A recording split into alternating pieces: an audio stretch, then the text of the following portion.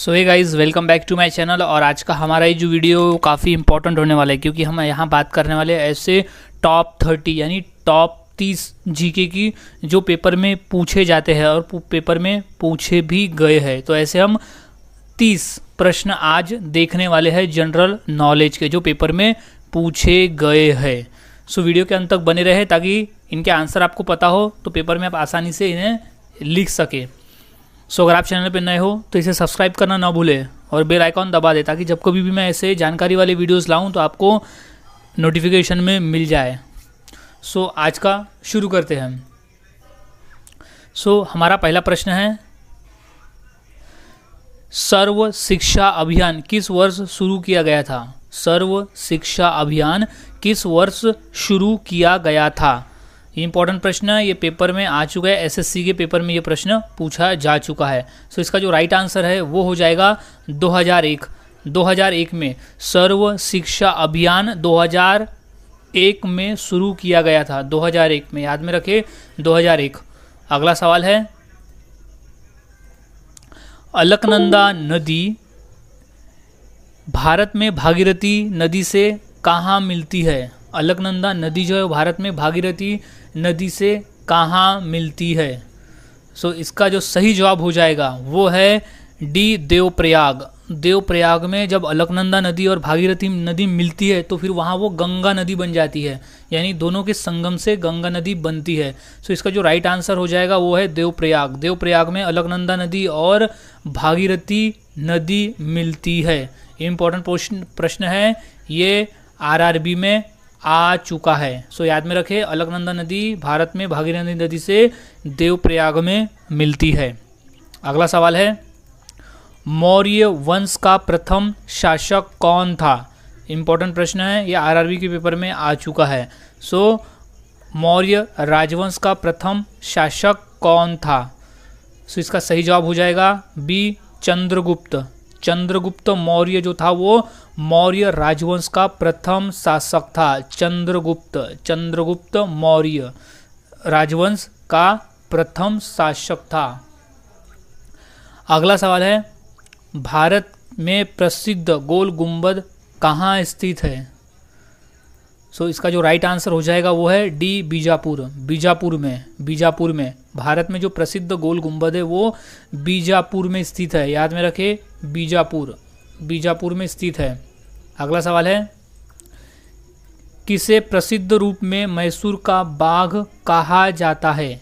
किसे प्रसिद्ध रूप में मैसूर का बाघ कहकर बोला जाता है?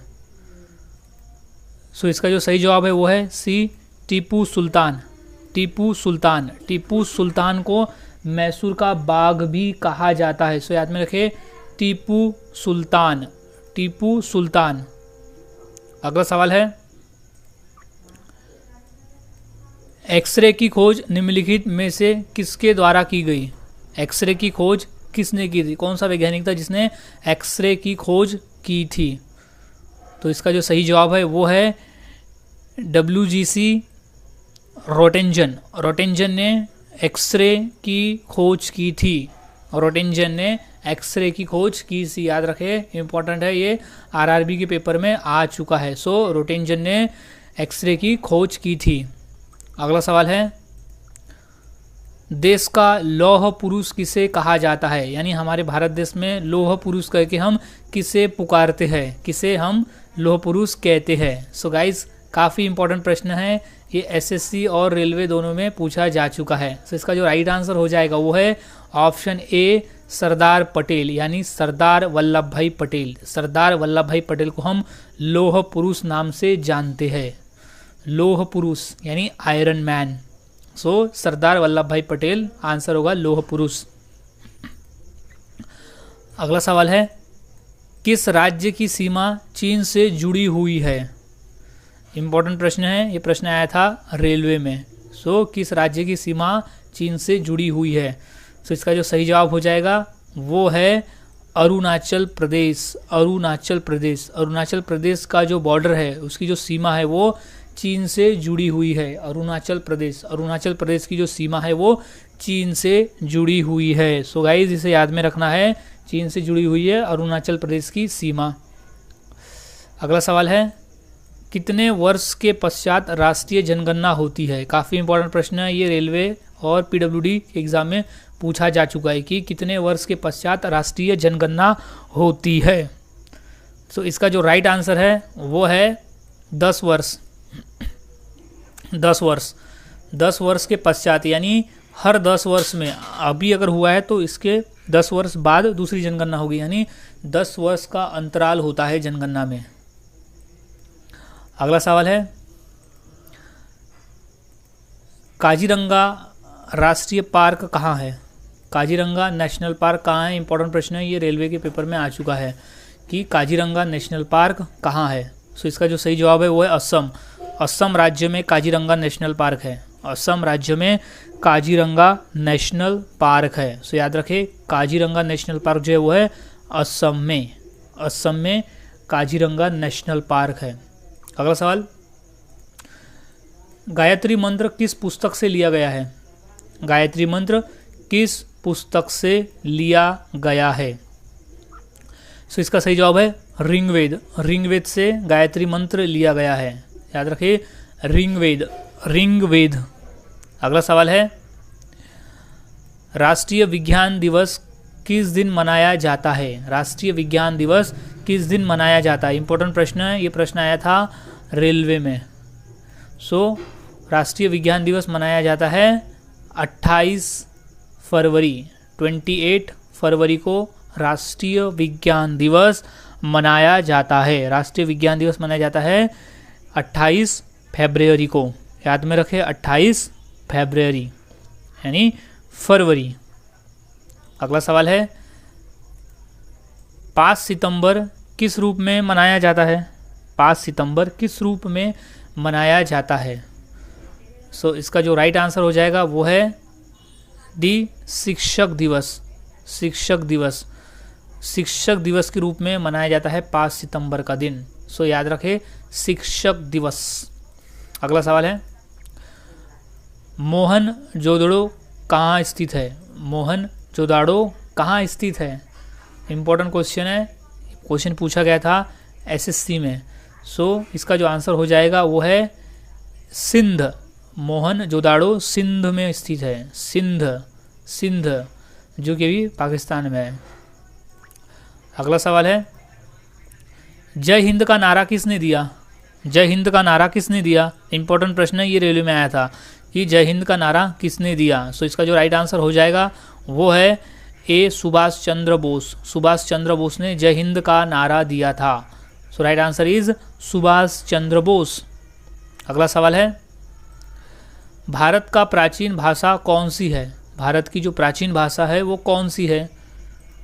सो इम्पॉर्टेंट है ये, आंसर हो जाएगा ए, संस्कृत। संस्कृत भाषा जो है वो भारत की सबसे प्राचीन भाषा है। संस्कृत भाषा भारत की सबसे प्राचीन भाषा है। याद रखें, इंपॉर्टेंट ये क्वेश्चन पूछा जा सकता है। सो संस्कृत भाषा जो है वो भारत की प्राचीन भाषा है। अगला सवाल, देश के एकमात्र किस राज्य की राज्य भाषा अंग्रेजी है? यानी हमारे देश भारत में वो कौन सा राज्य है जिसकी राजभाषा अंग्रेजी है, यानी वहाँ अंग्रेजी ज़्यादा बोला जाता है? तो इसका जो सही जवाब है वो है ए, नागालैंड। नागालैंड एक ऐसा राज्य है जिसकी जो राजभाषा है वो अंग्रेजी है। सो नागालैंड। अगला सवाल है, सबसे अधिक डाकघर किस देश में है? सबसे अधिक डाकघर किस देश में है? सो इसका जो राइट आंसर है वो है ए, भारत। सबसे ज़्यादा डाकघर भारत में है। याद में रखिए, भारत। अगला सवाल, इंदिरा गांधी राष्ट्रीय मानव संग्रहालय कहाँ है? इंदिरा गांधी राष्ट्रीय मानव संग्रहालय कहाँ है? इसका जो राइट आंसर है वो है ए, भोपाल। भोपाल में है। इम्पॉर्टेंट क्वेश्चन है ये, आया था रेलवे में। सो इंदिरा गांधी राष्ट्रीय मानव संग्रहालय स्थित है भोपाल में। भोपाल में इंदिरा गांधी राष्ट्रीय मानव संग्रहालय स्थित है भोपाल में। सो याद रखें, भोपाल। अगला सवाल है, ग्रांड ट्रंक रोड किसने बनवाई? ग्रांड ट्रंक रोड किसने बनवाई? सो इसका राइट आंसर है डी, शेर शाह। शेर शाह ने ग्रांड ट्रंक रोड बनवाई थी? इंपॉर्टेंट क्वेश्चन है ये रेलवे के लिए। अगला सवाल है, नालंदा विश्वविद्यालय का संस्थापक कौन था? जो नालंदा विश्वविद्यालय था उसका संस्थापक कौन था? इंपॉर्टेंट प्रश्न है, ये प्रश्न आया था रेलवे में, सो याद में रखिए। तो इसका जो सही आंसर है वो है कुमारगुप्त। कुमारगुप्त, कुमारगुप्त नालंदा विश्वविद्यालय का संस्थापक था। कुमारगुप्त, कुमारगुप्त याद रखें, कुमारगुप्त। अगला सवाल है, सबसे पुराना वेद कौन सा है? सबसे पुराना वेद कौन सा है? इंपॉर्टेंट प्रश्न है, ये प्रश्न आ चुका है पीडब्ल्यूडी में, सो याद रखें कि सबसे पुराना वेद कौन सा है। तो इसका सही आंसर है बी, ऋग्वेद। ऋग्वेद जो है वो सबसे पुराना वेद है। ऋग्वेद, ऋग्वेद सबसे पुराना वेद है, ऋग्वेद। अगला सवाल, महान सम्राट अशोक किस वंश के थे? इंपॉर्टेंट प्रश्न है कि महान सम्राट अशोक किस वंश के थे? इंपॉर्टेंट प्रश्न है, ये रेलवे में पूछा जा चुका है 2 से 3 बार, सो याद में रखें कि महान सम्राट अशोक किस वंश के संस्थापक थे। तो इसका सही जवाब है बी, मौर्य। मौर्य वंश के संस्थापक थे वो, मौर्य वंश के थे वो, मौर्य वंश के थे। सम्राट अशोक जो थे वो मौर्य वंश के थे, तो याद में रखें मौर्य। अगला सवाल, स्पेस एक्स के संस्थापक कौन है? स्पेस एक्स के संस्थापक कौन है? सो इसका जो राइट आंसर है वो है एलोन मस्क। एलोन मस्क जो है वो स्पेस एक्स के संस्थापक है, यानी फाउंडर है एलोन मस्क। अगला सवाल है, दिल्ली किस नदी के किनारे बसी हुई है? दिल्ली किस नदी के किनारे बसी हुई है? इंपॉर्टेंट प्रश्न है ये रेलवे के लिए कि दिल्ली किस नदी के किनारे बसी हुई है। तो इसका जो राइट आंसर है वो है बी, यमुना। यमुना नदी, यमुना नदी, दिल्ली यमुना नदी के किनारे बसी हुई है। याद में रखें यमुना नदी, यमुना नदी, दिल्ली यमुना नदी के किनारे बसी हुई है। अगला सवाल है, औरंगजेब का मकबरा कहाँ पर है? औरंगजेब का मकबरा कहाँ पर है? सो इसका जो सही जवाब है वो है सी, औरंगाबाद। औरंगाबाद में औरंगजेब का मकबरा है, औरंगाबाद में। इंपॉर्टेंट प्रश्न है, ये रेलवे में पूछा जा चुका है, सो याद में रखें कि औरंगाबाद में औरंगजेब, याद में रखना है कि औरंगजेब तो औरंगाबाद, सो औरंगजेब का मकबरा है औरंगाबाद में। अगला सवाल है, भारत का प्रथम मुगल शासक कौन था? इंपॉर्टेंट प्रश्न है ये, एसएससी और रेलवे दोनों के लिए, और दोनों में पूछा जा चुका है कि भारत का प्रथम मुगल शासक कौन था। सो इसका जो सही जवाब है वो है ए, बाबर। बाबर जो था वो प्रथम मुगल शासक था। मुगल शासक यानी मुस्लिम शासक जो था सबसे पहले वो बाबर था। बाबर सबसे पहले भारत पर आक्रमण किया था और वही मुस्लिम शासक था, सो याद में रखें बाबर। अगला सवाल है, हुमायूं नामा की रचना किसने की थी? हुमायूं नामा की रचना किसने की थी? सो इसका सही जवाब है गुलबदन बेगम। गुलबदन बेगम जो थी उसने हुमायूं नामा की रचना की थी। इंपॉर्टेंट प्रश्न है रेलवे के लिए, सो याद में रखें कि हुमायूं नामा की रचना की थी गुलबदन बेगम ने। गुलबदन बेगम, गुलबदन बेगम। अगला सवाल है, विद्युत बल्ब का फिलामेंट किसका बना होता है? विद्युत बल्ब का फिलामेंट किसका बना होता है? इंपॉर्टेंट प्रश्न है, ये प्रश्न आ चुका है रेलवे में। सो सवाल है कि विद्युत बल्ब का फिलामेंट किससे बना होता है? तो सही आंसर है टंगस्टन। टंगस्टन से बना होता है, क्योंकि टंगस्टन से इसलिए बना होता है क्योंकि जो टंगस्टन का मेल्टिंग पॉइंट है वो सभी मेटल में सबसे हाई है। सो टंगस्टन का इसलिए बना होता है क्योंकि ये इसका जो मेल्टिंग पॉइंट है वो हाई है, सो इसलिए इसको फिलामेंट में यूज़ किया जाता है। सो विद्युत बल्ब का जो फिलामेंट है वो बना होता है टंगस्टन से। अगला सवाल है, विद्युत मात्रा की इकाई क्या है? यानी विद्युत को हम किस यूनिट में मापते हैं? सो विद्युत मात्रा की इकाई क्या है?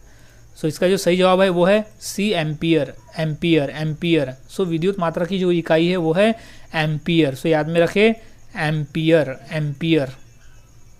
ये पूछा जा चुका है एसएससी के पेपर में। So what is the unit of electricity? So ampere में हम उसे मापते हैं। सो गाइज आज की इस वीडियो में हमने ऐसे टॉप 30 वाक्य देखे जो काफ़ी इंपॉर्टेंट है पेपर के माध्यम से। तो ये सभी क्वेश्चन को याद में रखें, उनके आंसर को याद में रखें, ताकि अगर पेपर में पूछे जाए तो इसका सही आंसर दे सकें। सो गाइज़, अगर आप नए हो चैनल में तो इसे सब्सक्राइब करना ना भूलें, ताकि मैं ऐसे ही वीडियोस लाता रहूं और ऐसे ही आपके पेपर की तैयारी करवाता रहूं। सो मिलता हूं ऐसे और नए जीके के साथ अगली वीडियो में। तब तक के लिए मेरे साथ बने रहे, मेरे वीडियोस को देखते रहे और तैयारी करते रहे।